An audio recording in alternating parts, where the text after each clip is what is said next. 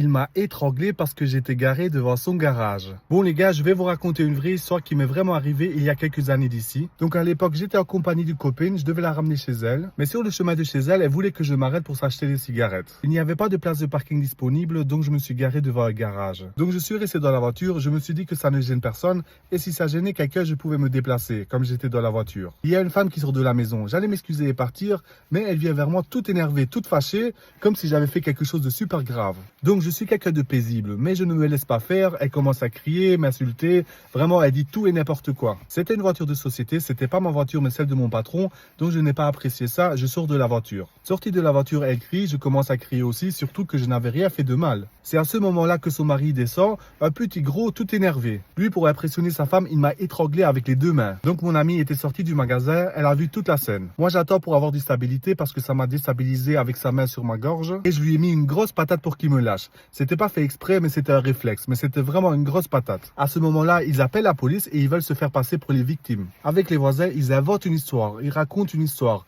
C'était des amis vu que c'est des voisins. Dans une prochaine vidéo, je vais vous raconter ce qui s'est passé au commissariat et au tribunal.